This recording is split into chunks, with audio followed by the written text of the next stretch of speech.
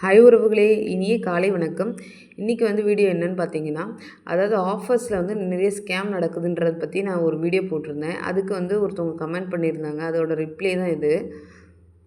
இந்த கமெண்ட் என்னென்னு பார்த்தீங்கன்னா, கடைக்கு வேஸ்டேஜ் மேக்கிங் சார்ஜ் மாறும். சேம் பேட்டர்னே வேறு கடை ஒரு பெரிய கடை சொல்லியிருந்தாங்க. அதில் 20% வரைக்கும் இருக்கும். டேர்ம்ஸ் அண்ட் கண்டிஷன் கூட தெரியாமல் இது ஸ்கேம்னு எப்படி சொல்லுவீங்கன்ற மாதிரி கமெண்ட் பண்ணியிருக்காங்க. அவங்க ஃபஸ்ட்டு ஃபுல்லாக பார்த்துருக்க மாட்டாங்கன்னு நான் நினைக்கிறேன். அதனால தான் அவங்க அப்படி கமெண்ட் பண்ணியிருக்காங்க. அதிலே நான் மென்ஷன் பண்ணியிருப்பேன். அதாவது நகையை அடமானம் வச்சு நகை வாங்கும் போது இந்த மாதிரிலாம் பார்த்தவங்கன்னா தான் நமக்கு பெனிஃபிட்டாக இருக்கும் அப்படின்ற மாதிரி அதில் நான் சொல்லியிருப்பேன். அந்த வீடியோ நீங்கள் பார்க்கலன்னா, நீங்கள் லாங் வீடியோ கொடுத்துருக்கேன். அது டீட்டெயில்ஸாக இருக்கும்.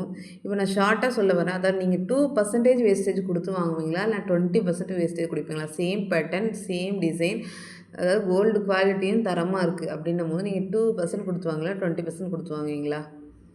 பிராண்டு தான் முக்கியம் அப்படின்னும் போது நீங்கள் சீட்டு போட்டு வாங்குறது தான் பெஸ்ட் எப்போவுமே. இது மட்டும் இல்லாமல் நீங்கள் நகை கடையில் பார்த்தீங்கன்னு வச்சுக்கோங்களேன், நீங்கள் ஆஃபர்ஸ் போடுறாங்கன்னா அதுக்கு முன்னாடி வேஸ்டேஜ் ஒரு வேஸ்டேஜ் இருக்கும். ஆஃபர் டைமில் ஒரு வேஸ்டேஜ் இருக்கும். ஆஃபர் முடிஞ்சு ஒரு வேஸ்டேஜ் இருக்கும். அதாவது உங்கள் ஃப்ரெண்ட்ஸ் யாராவது ஜுவல்லரி ஷாப்பில் ஒர்க் பண்ணுறாங்கன்னா அவங்கக்கிட்ட கேட்டு பாருங்கள். கண்டிப்பாக இந்த டீட்டெயில்ஸ் தெரியும். உண்மையாகவே இதுதான் நடக்கும். அதாவது கார்ப்பரேட் ஆஃபீஸ்க்கு போயிட்டு அதாவது வேஸ்டேஜ் எல்லாமே சேஞ்ச் ஆகி தான் வரும். ஆஃபருக்கு முன்னாடி ஒரு ரேட் இருக்கும். ஆஃபர் டைமில் ஒரு வேஸ்டேஜ் மாற்றுவாங்க. ஆஃபர் முடிஞ்சோடனே ஒரு வேஸ்டேஜ் மாற்றுவாங்க. இதுதான் உண்மை. எனக்கு அந்த பிராண்டில் எடுத்தால் தான் சாட்டிஸ்ஃபைடாக இருக்குது அப்படின்னு நீங்கள் ஃபீல் பண்ணீங்க அப்படின்னா நீங்கள் அங்கே சீட்டு போட்டு வாங்குங்க. அதாவது சீட்டு போட்டு வாங்குறதும் இந்த வேஸ்டேஜ்குள்ளே பார்த்து வாங்குற மாதிரி வாங்குங்க. அப்போ தான் உங்களுக்கு 100% பெனிஃபிட் கிடைக்கும். அதுதான் உண்மையான ஆஃபர். நீங்கள் அதை விட்டுட்டு நான் 2% இருக்க இடத்துல வாங்க மாட்டேன், 20% இருக்க இடத்துல தான் வாங்குவேன் அப்படின்னா அது உங்கள் விருப்பம்.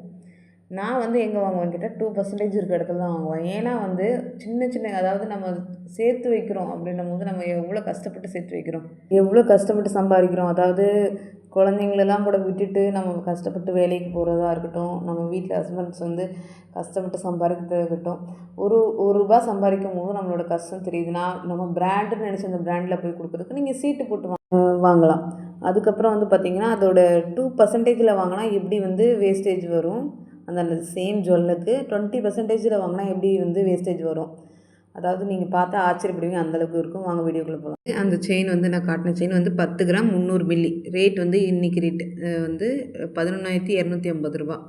அது இன்ட்டு பண்ணால் 1,15,875 ரூபா. அதுக்கு நான் சொன்ன மாதிரி 2% வேஸ்டேஜில் வாங்கியிருந்தா வேஸ்டேஜ் அமௌண்ட் மட்டும் 2,317 ரூபா வந்திருக்கும். அதை விட கூட்டினா 1,18,192 ரூபா வரும்.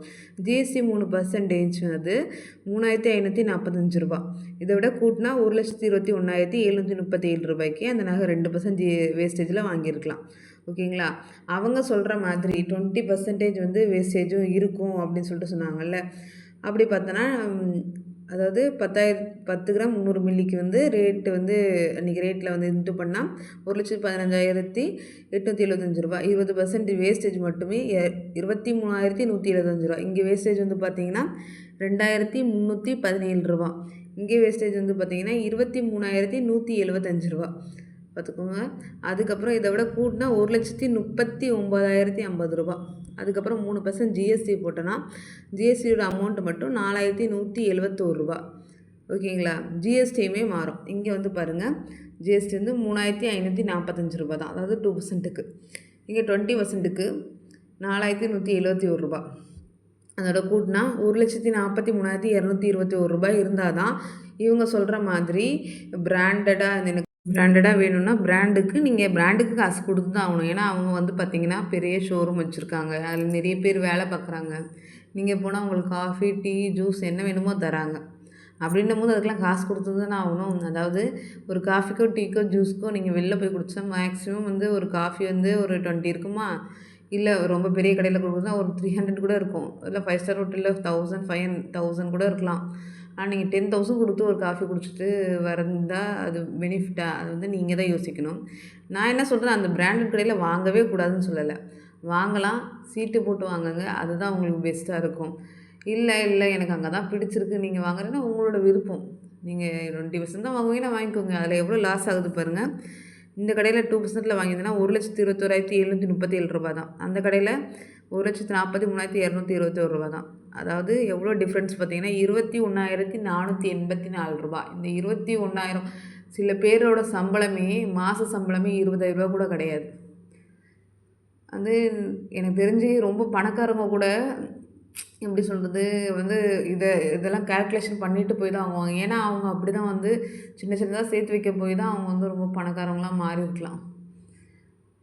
நான் என்ன அந்த வீடியோவில் சொல்ல வந்தேன்னா இந்த கான்செப்ட் மட்டும் தான். நீங்கள் போய் எங்கே வாங்குறீங்கன்னு பிரச்சனை கிடையாது. நீங்கள் அவங்க கொடுப்பாங்கள்ல அந்த ஆஃபர்லாம் நீங்கள் கழித்து பார்த்தா கூட அந்த வேஸ்டேஜில் எவ்வளோ அவங்க கொடுத்த வேஸ்டேஜுக்கும் வேறு கடையில் கொடுக்குற வேஸ்டேஜும் எவ்வளோ கழியுது அதை பார்த்து வாங்குங்க. அதுதான் முக்கியம். ஆஃபர் பின்னாடி ஓடாதீங்க. இதுதான் சொல்ல வந்தேன். வீடியோ பிடிச்சிருந்தால் லைக் பண்ணுங்கள், ஷேர் பண்ணுங்கள், சப்ஸ்கிரைப் பண்ணுங்கோங்க. தேங்க்யூ. யூஸ்ஃபுல்லாக இருந்தால் கமெண்ட் பண்ணுங்கள். அதாவது நான் சொல்கிறது கரெக்டாக அப்படின்னா கரெக்ட்னு கமெண்ட் பண்ணுங்கள். அதுதான் கொஞ்சம் எனக்காவது கொஞ்சம் மோட்டிவேஷனாக இருக்கும். தேங்க்யூ.